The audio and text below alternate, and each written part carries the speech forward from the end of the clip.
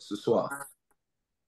Alors, que la Amen. gloire revienne à notre Seigneur Jésus-Christ qui nous accorde l'opportunité de Amen. pouvoir être l'orateur de ce soir.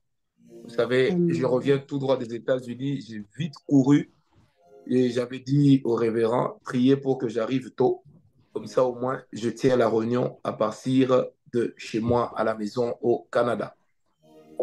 Que la Amen. gloire revienne donc à notre Seigneur Jésus-Christ. Alors, j'ai particulièrement aimé le thème qui m'a été donné et je me suis rendu compte que ce thème est tellement riche, surtout tellement grand, que, à vrai dire, c'est,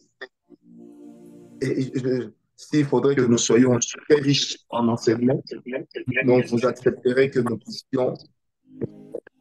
Allô? Allô, je ne sais pas si on peut arrêter un des micros. J'ai un retour chez moi, s'il vous plaît. OK. C'est bon, papa. Merci, gloire au Seigneur. Alors, donc, je disais que c'est un privilège pour moi de vous apporter la parole de Dieu durant tous ces jours-ci.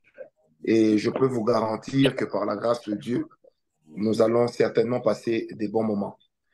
Alors, le Amen. thème qui nous a été donné, c'est la place, des alliances dans une famille. La place des alliances dans une famille.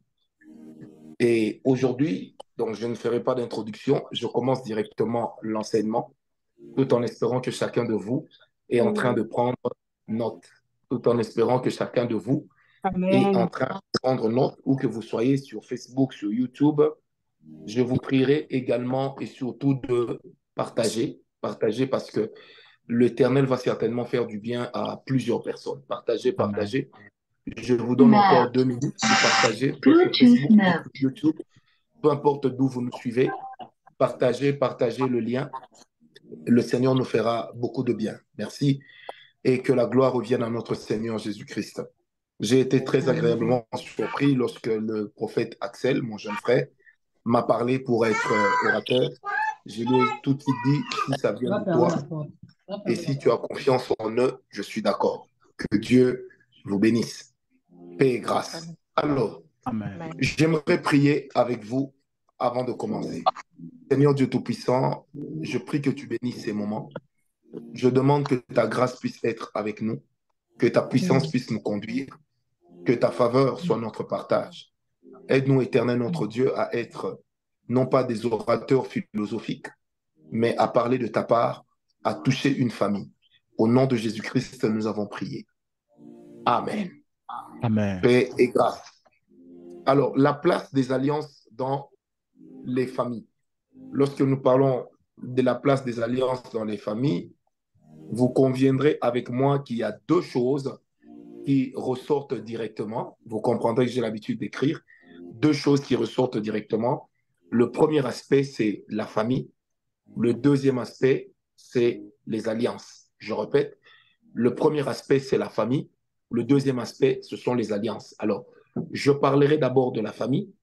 Je situerai certaines alliances dans la famille. Dieu nous aidant, je parlerai également de chaque personne avec ses alliances parce que la famille n'est pas composée que des esprits, la famille est aussi composée des individus qui se retrouvent ensemble, qui Yes. s'identifient par rapport à la même racine et qui apprennent à grandir et à aller ensemble pour atteindre un but. Amen. Pour Amen. atteindre un but. Alors, lorsque le but n'est pas atteint, il y aura un problème. Ce que nous appelons les alliances de famille, ce ne sont autres que des fondements, bases, des fondements sur lesquels repose la famille. Bien aimé, aucune famille ne vient de nulle part. Chaque famille a son histoire.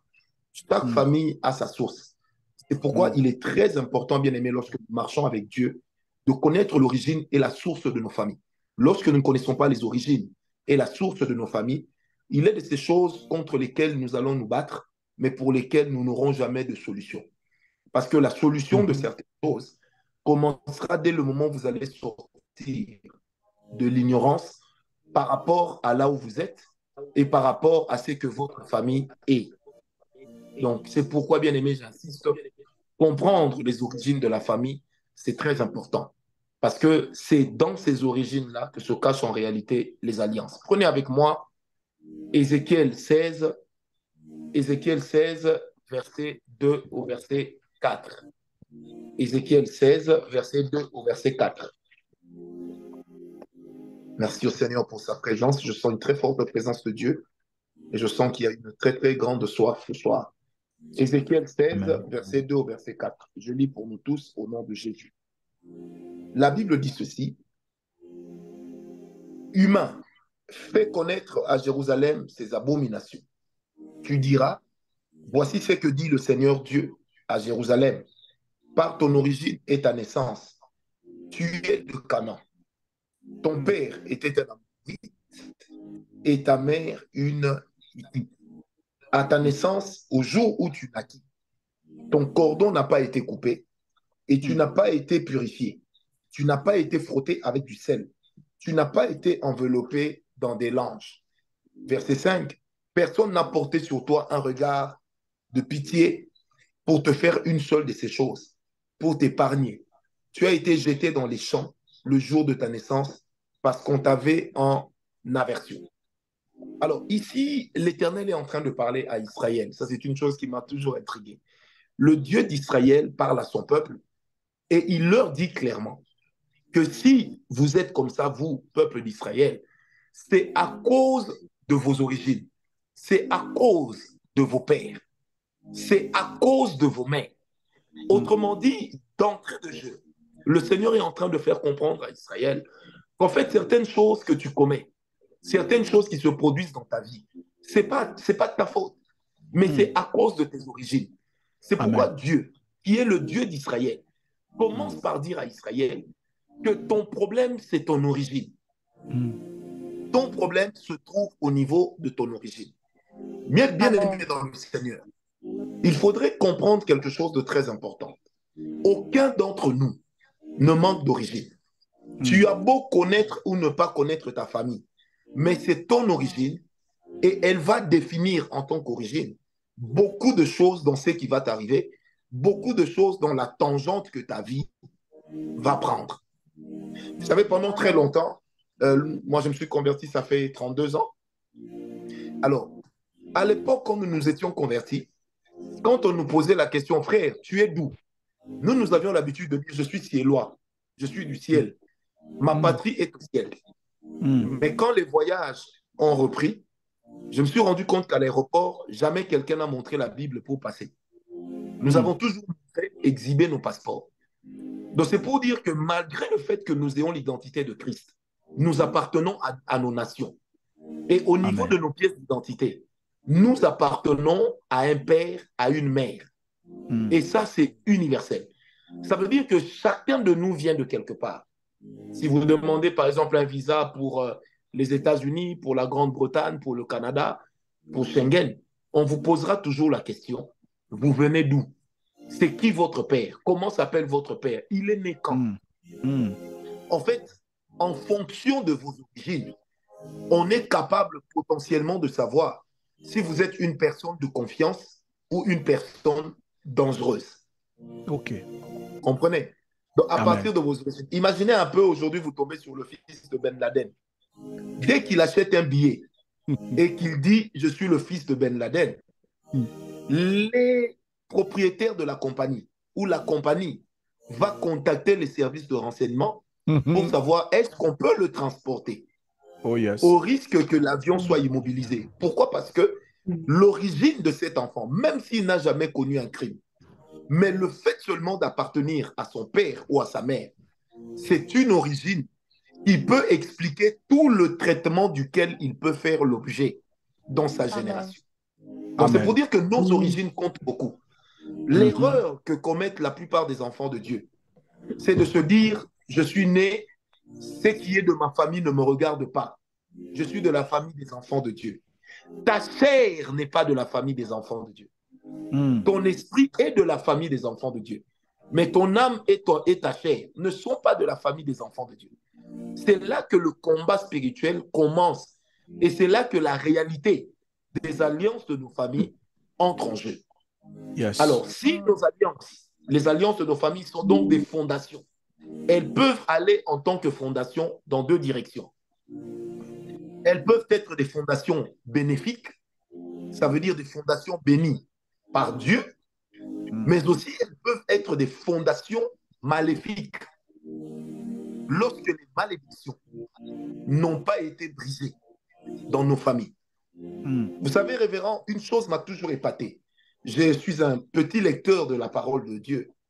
Et en tant que petit lecteur, je me suis rendu compte d'une chose.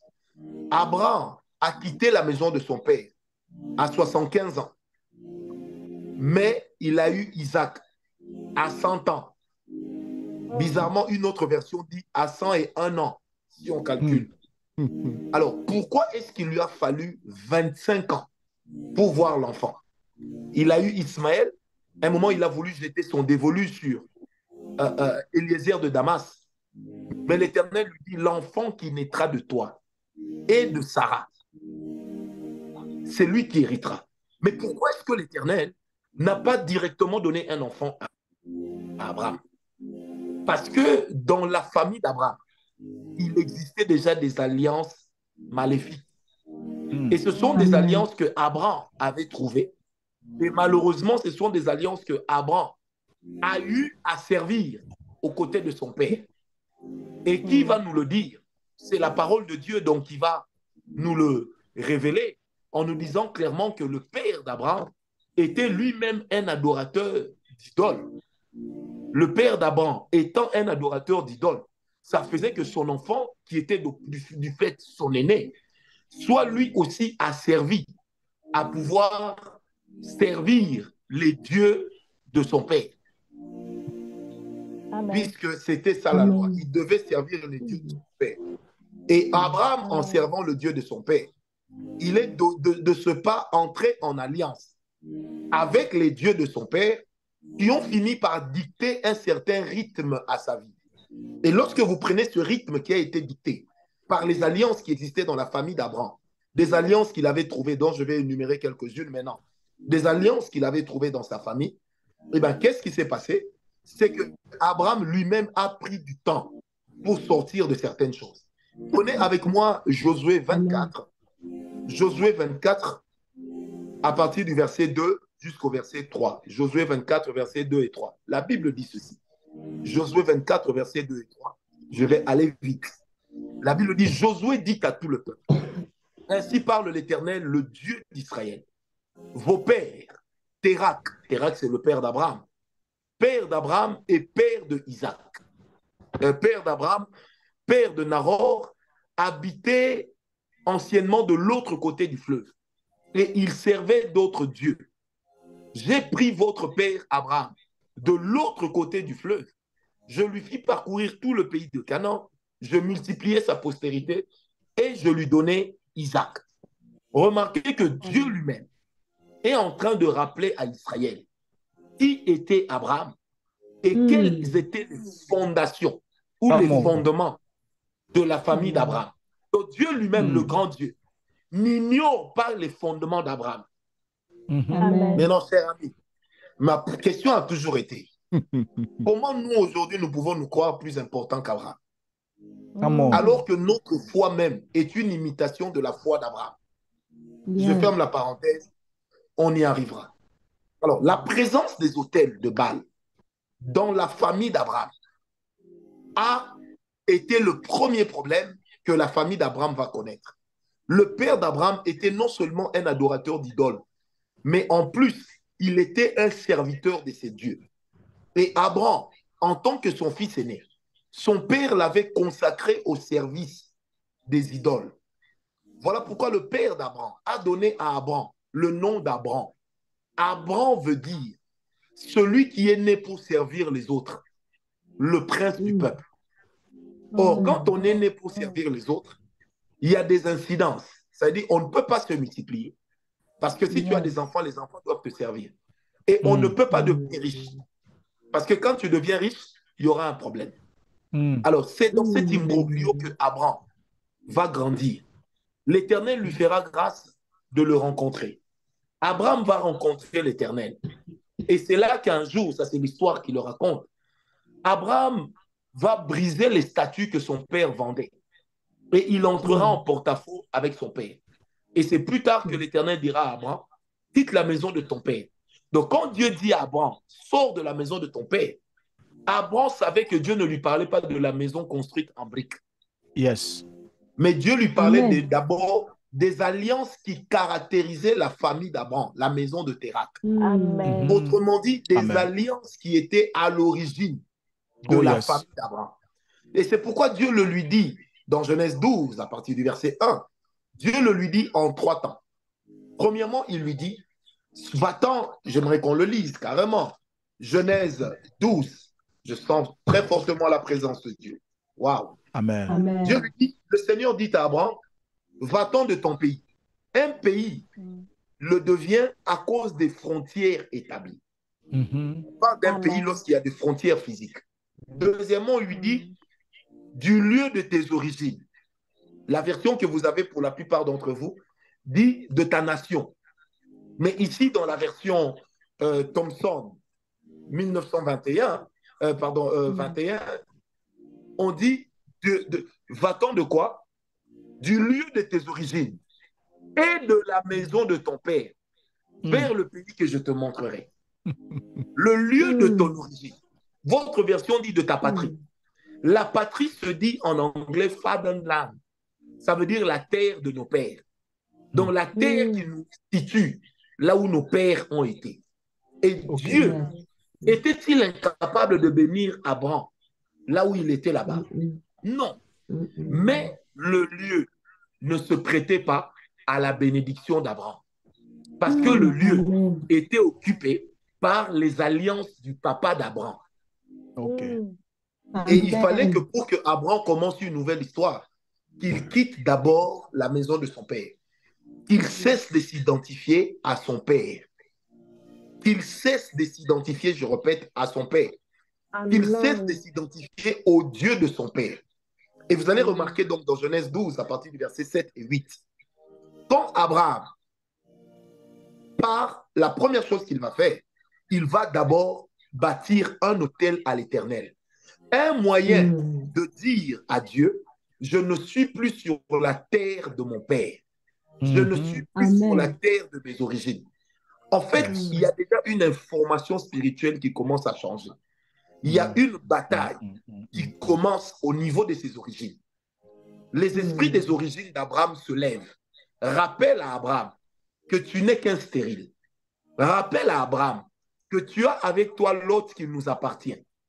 Et dans Genèse 13, l'Éternel va créer un imbroglio, un tohu-bohu dans les relations entre Abraham et Lot. Et vous suivez-moi très bien, je ne dis pas Abraham, mais entre Abraham et Lot. Les deux vont se séparer. Et c'est quand ils se séparent que Abraham voit maintenant ses alliances avec Dieu commencer à porter du fruit. La première chose, Abraham se rend compte qu'il se trouve déjà sur la terre sur laquelle l'Éternel voulait l'amener et l'établir. Mais tant qu'il était avec l'autre, il ne pouvait pas évoluer. Parce que l'une des manifestations des mauvais fondements de la famille d'Abraham, des mauvaises alliances de la famille d'Abraham, c'était l'esprit de retard.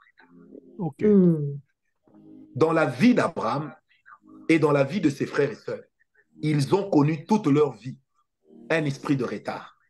Quand vous lisez Genèse 8, c'est dans Genèse 8 que Dieu dit au travers de Noé, en maudissant Cam, il lui dira, ton territoire sera possédé par le territoire de Seth. Or, de Sem, pardon. Or, Sem n'est autre que l'ascendant d'Abraham. Donc, il y avait une prophétie. Maintenant, quand vous prenez Genèse 11, l'Éternel a mis à cœur au papa d'Abraham de quitter son territoire et d'aller vers là où il le conduisait. Mais en y allant, il va perdre son fils cadet, qui n'était autre que le frère d'Abraham, le père de Lot. Et devant ce désarroi, le père va donc s'installer avec ses enfants, dont Abraham, là où ils étaient. Abraham va quitter la maison de son père à 75 ans.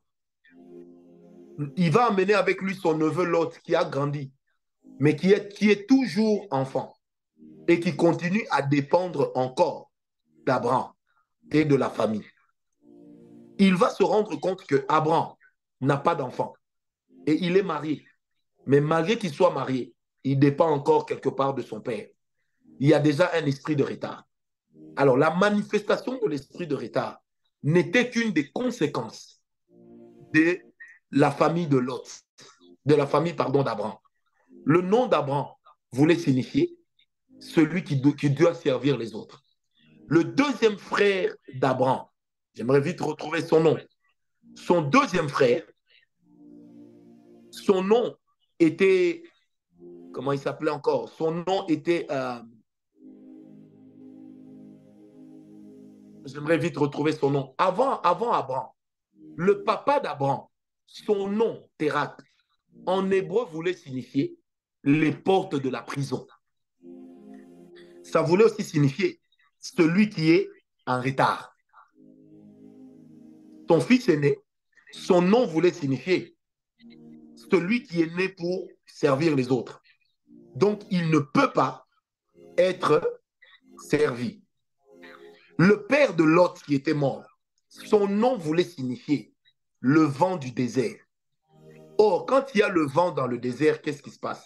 Il n'y a que le sable que ça bouge, rien d'autre. Et quand ça bouge le sable, ce sable du désert que ça bouge, retombe où? Ça retombe dans le même désert. Amen, amen. Le deuxième frère d'Abraham, son nom voulait signifier celui qui dort, le paresseux. Or, quand on dort, Nahor, ou quand on est paresseux, ça veut dire qu'en réalité, on ne bouge pas. Parce que celui qui dort n'évolue pas. Celui qui dort est sur place. Alors, quand Abraham naît déjà dans une famille pareille, il y a un problème. Et les problèmes, ce sont les problèmes ou les fondements qui manifestent en réalité les alliances qui existent dans nos familles. Amen, amen. Amen. Je répète, ce sont les fondements qui manifestent en réalité les alliances qui existent dans nos familles. Donc, celui qui n'a pas vaincu et changé les alliances aura du mal à les vaincre.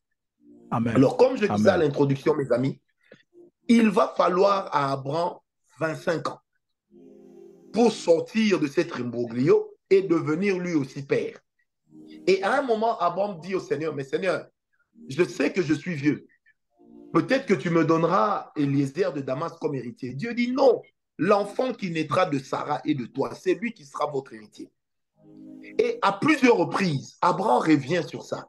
Il dit, mais Seigneur, je vieillis, je m'en vais, mais je n'ai toujours pas vu d'héritier. Abraham ne pouvait pas comprendre une chose. C'est que là où il y a une alliance, les alliances ne se rompent pas facilement. Pour rompre les alliances, il faut qu'il y ait d'autres alliances pour les remporter ou pour prendre la place. Amen. Et je vais faire un bond en avant. C'est pourquoi vous allez remarquer, avant que Isaac ne naisse, il fallait que le nom d'Abraham soit changé en Abraham. Et lorsque Abraham part de Abraham vers Abraham, Abraham veut dire le père de la multitude selon Dieu. Et lorsque Abraham devient ce père de la multitude selon Dieu, il devient Abraham, les choses deviennent plus faciles. Et qu'est-ce qui va encore se passer? C'est qu'aujourd'hui, s'il y a des médecins parmi nous, ils peuvent le confirmer ou l'infirmer. Tous les êtres humains ont le même nombre de chromosomes, excepté les Juifs, les descendants directs d'Abraham, par Isaac. Ils ont tous un chromosome de plus que tous les autres, les êtres humains. Wow. Et en biologie, on appelle cela le chromosome d'Abraham. Wow. Vous voyez à quel point le mal en Abraham était profond. Et il fallait que le Seigneur puisse créer ça. Alors, c'est même comme ça que j'ai suivi une fois, il y a une émission qui est passée il y a plusieurs années de cela. On avait découvert en Afrique du Sud, on avait découvert un village où les gens vivaient très longtemps, les gens étaient très riches, et ce village-là avait 100 000 habitants, et la plupart des maladies n'entraient pas là-bas. Et lorsqu'on leur a fait des tests, C'était en Afrique du Sud. On s'est rendu compte qu'ils étaient les descendants des Falachars, donc les descendants de Salomon. Ils avaient le sang d'Abraham par Isaac. Et c'est là qu'on s'est rendu compte qu'en fait, ces gens ont un chromosome plus que tous les êtres humains. Et c'est dans ce chromosome-là que Dieu va garder la bénédiction. C'est même dans ce chromosome-là que Dieu va les traiter avec minutie à la fin des temps. Parce que Jésus va même leur donner l'opportunité de se convertir sans évangélisation. Wow. Pourquoi? Parce que l'alliance d'Abraham n'est pas une alliance qui s'est arrêtée à la croix. C'est une alliance qui a continué.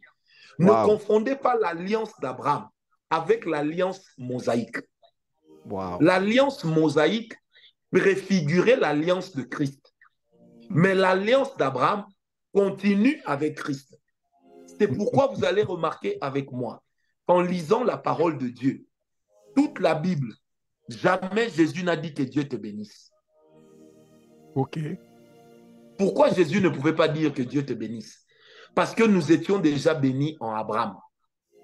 Ok. Et c'est ce que va nous répéter Galates 3, en disant que Christ nous a reliés à la bénédiction d'Abraham par son sang.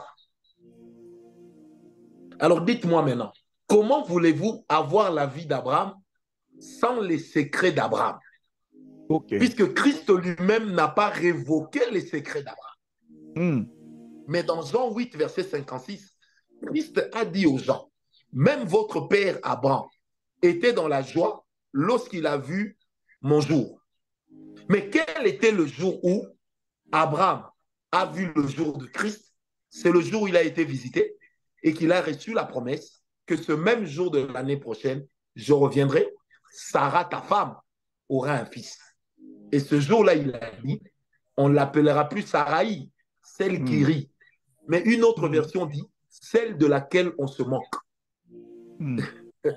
Mais on l'appellera désormais Sarah et on la célébrera. Amen. Vous comprenez? Alors, à quel point est-ce que les alliances dans une famille valent leur pesant d'or? Vous ne pouvez pas changer votre destinée si vous n'avez pas encore changé les alliances de votre famille. Et quelqu'un me dira, mais je suis en Christ, je ne fais plus partie de ma famille. Erreur. Parce que même quand Marie a donné au monde l'enfant Jésus, après Jésus, elle a continué à avoir des enfants. Elle a perdu sa virginité. Donc c'est pour dire que même Dieu lui-même nous identifie toujours par rapport à nos familles. Et il est de ces choses, si tu veux que ça change dans ta famille, tu dois être le canal par lequel l'Éternel passera. C'est pourquoi ces vérités que je suis en train de t'annoncer valent leur pesant d'or. Parce que c'est la plupart des choses qui se passent aujourd'hui. Ça vient à cause du fait que nous sommes d'une certaine origine. Quelqu'un me dira, mais prophète, il est écrit, on ne dira plus que les pères ont mangé du raisin. Les enfants, les dents des enfants sont agacées. Lisez ce que dit ce verset. Lisez ce verset dans son contexte. Vous serez surpris de vous rendre compte qu'on ne parle pas d'une chose dans les temps dans lesquels nous sommes. Mais on parle d'une chose dans les temps de la restauration d'Israël. Parce qu'en ce moment-là, Israël réconcilié aura été réunifié avec Christ. Amen, amen. Amen. Sinon, dans Ézéchiel, qui a écrit ce livre après, Ézéchiel n'allait pas dire, Dieu n'allait pas dire à Ézéchiel, va dire à Israël que les problèmes que tu as, ce sont les problèmes qui sont liés à tes origines. Est-ce que quelqu'un me comprend? Très bien, papa. Alors, c'est là maintenant que vous allez comprendre. Je vais vraiment avec un cheminement simple. C'est là que vous allez comprendre pourquoi est-ce que les alliances définissent les fondements.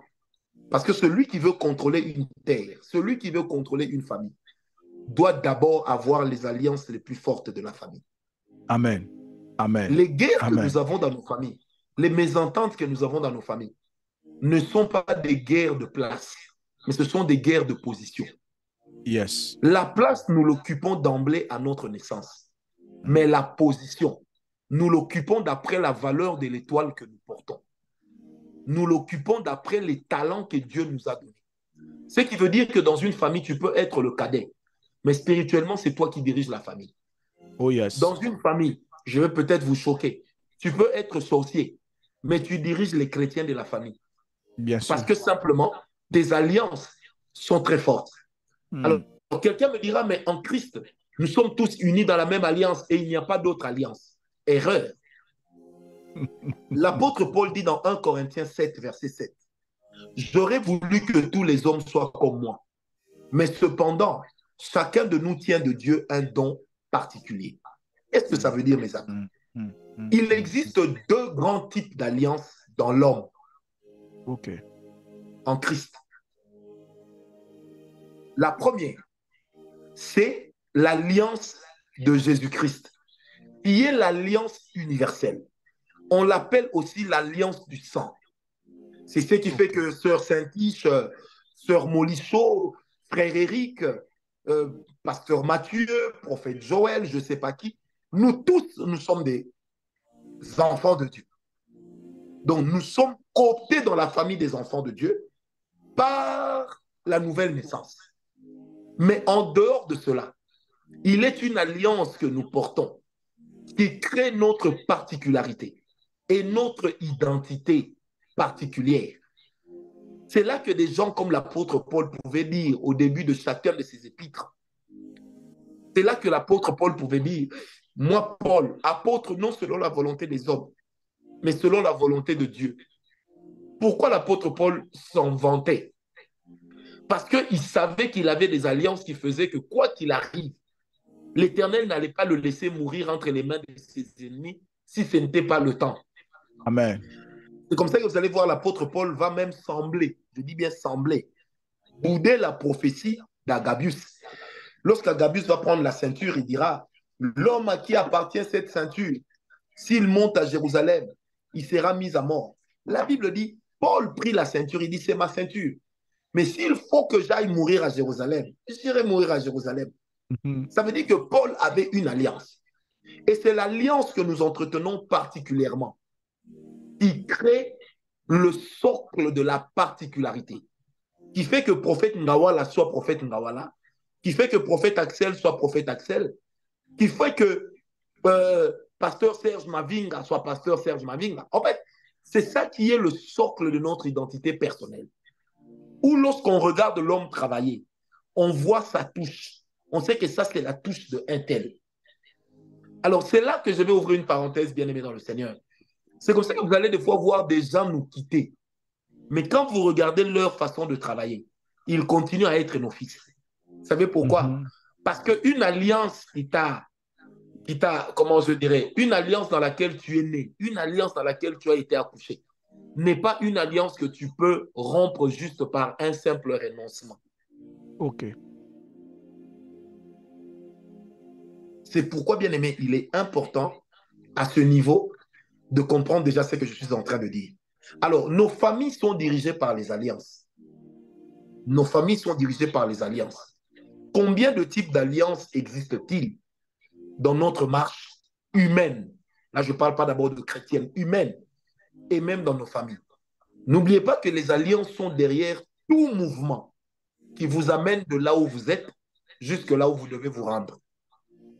Je répète, les alliances sont cachées derrière tout mouvement spirituel. Il vous prend de là où vous êtes et qui vous amène jusque là où vous devez arriver. La chose qui permet d'aller vers un succès qui demeure longtemps, c'est l'alliance. Amen. Je répète, Amen.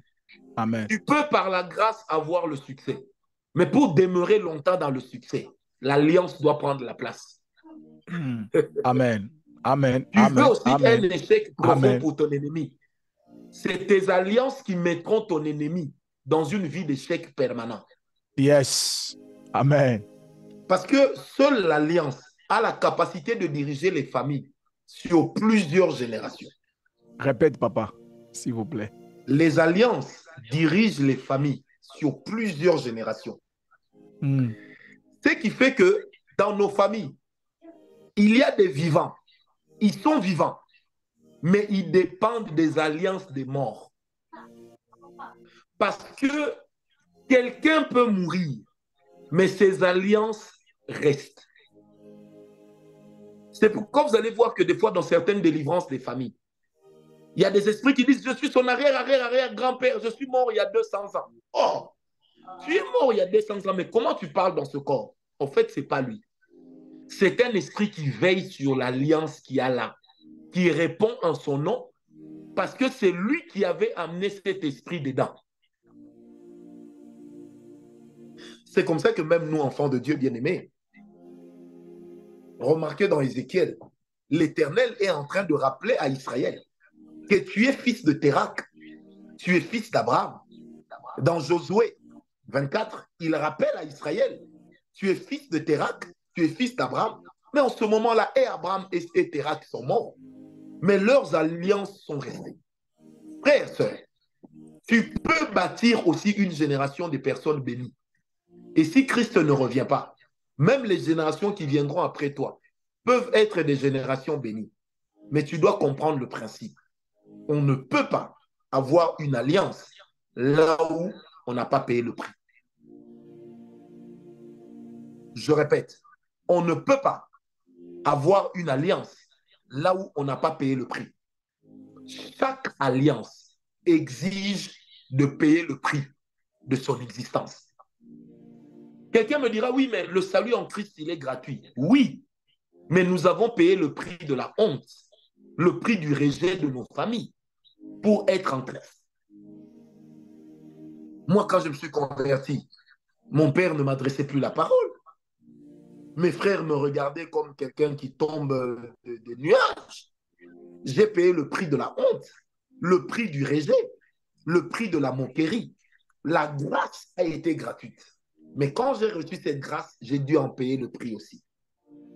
Et n'oubliez pas que la grâce elle-même, pour qu'elle vienne, Christ a payé le prix de son sang pour que la grâce arrive jusqu'à nous. Et c'est là que vous allez être d'accord avec moi qu'en fait, la gratuité est une malédiction.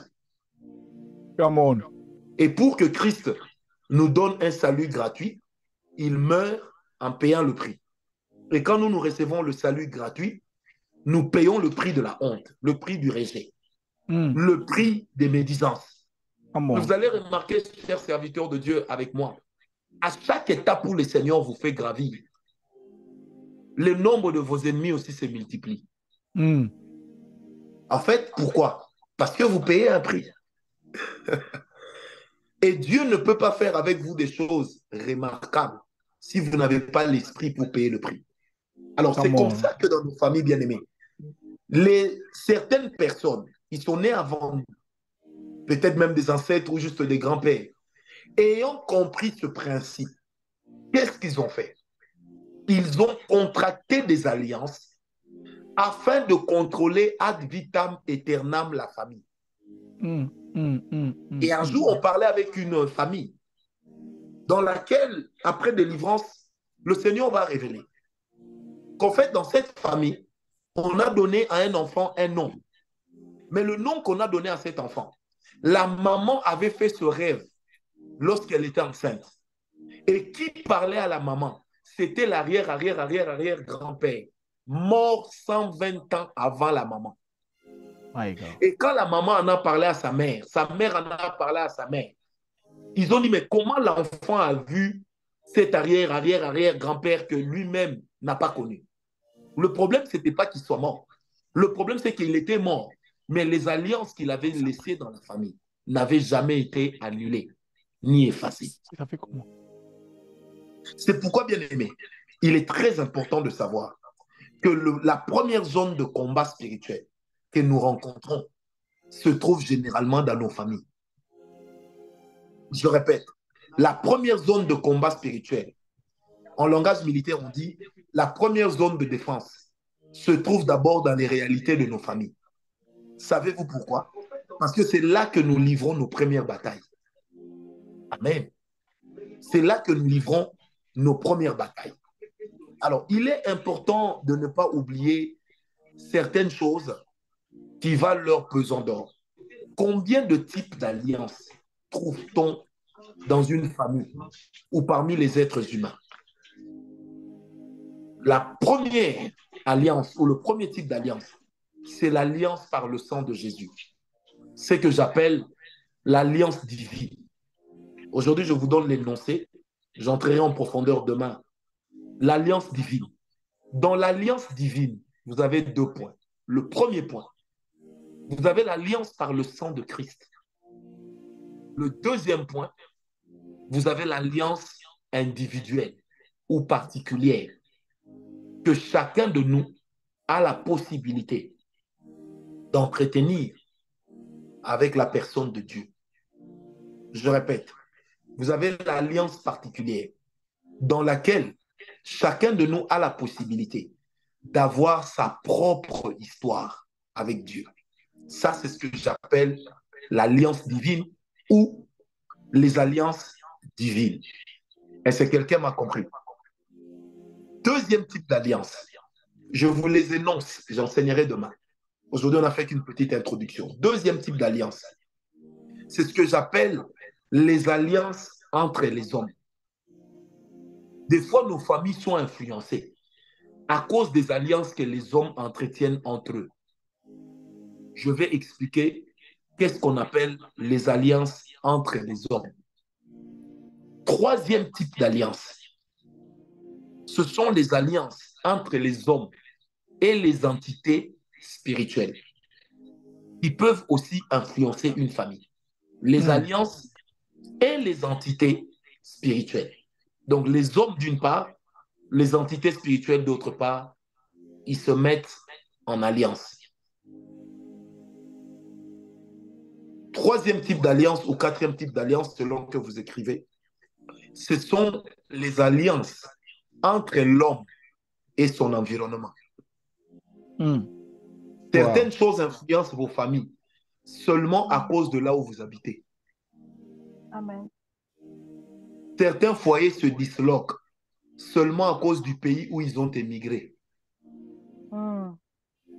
Certains enfants deviennent malades, développent certains défauts physiques seulement à cause du quartier dans lequel vous avez aménagé. Amen.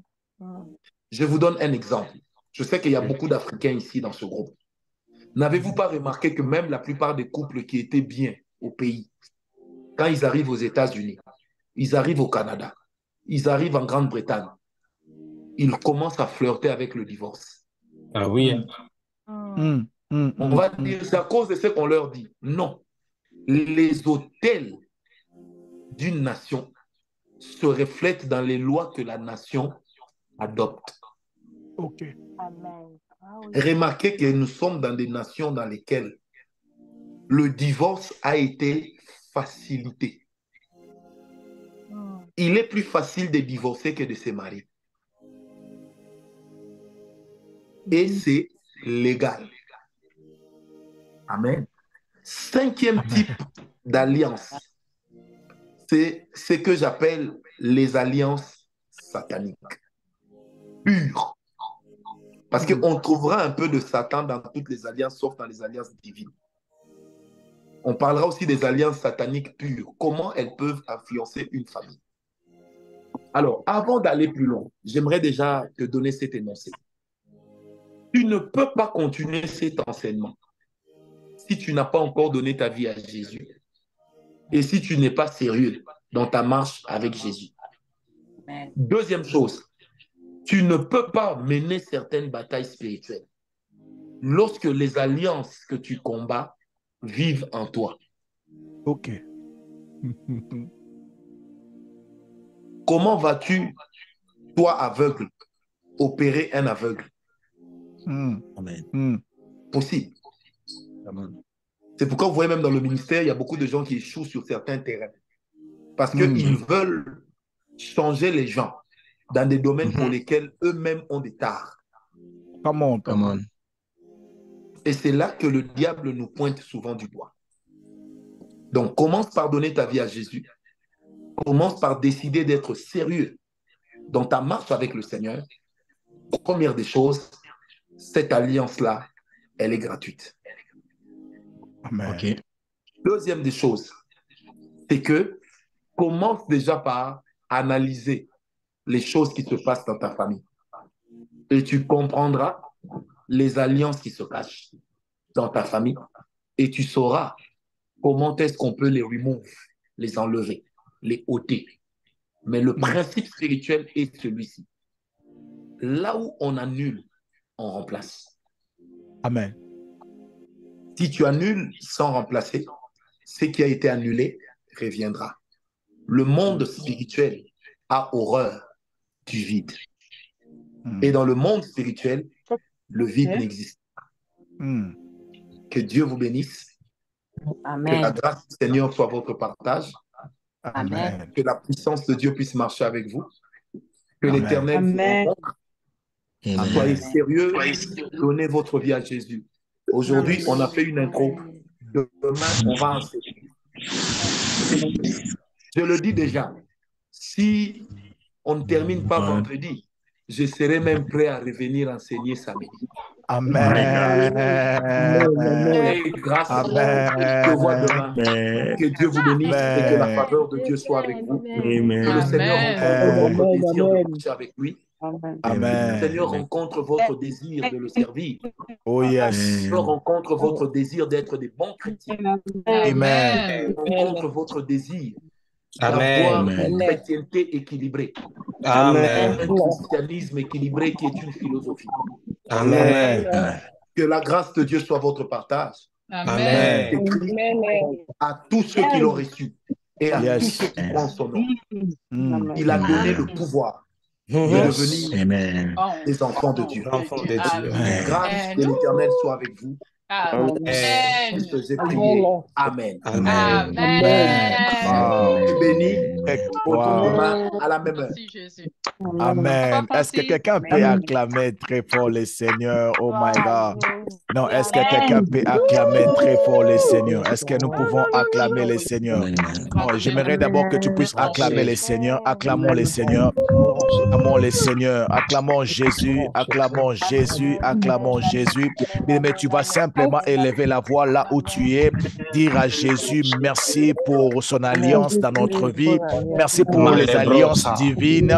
Est-ce qu'il y a une voix qui peut s'élever pour bénir le nom de ces dieux? Alléluia. Mais élève la voix là où tu es. Commence à dire Dieu. Oh my God. Jésus est venu d'introduire dans les alliances divines. Oh my God. Mais dans le Seigneur, oh my God, c'est Dieu qui t'a pris là où tu étais. Oh my God. Les bras d'Oscaria Baba. Oh Dieu, nous te disons merci. Te disons merci pour ces moments. Te disons merci, Seigneur. Merci pour ta parole. Alléluia. Merci pour cette alliance divine. My God. Pour l'alliance divine qui est venue sauver ma vie. Oh my God.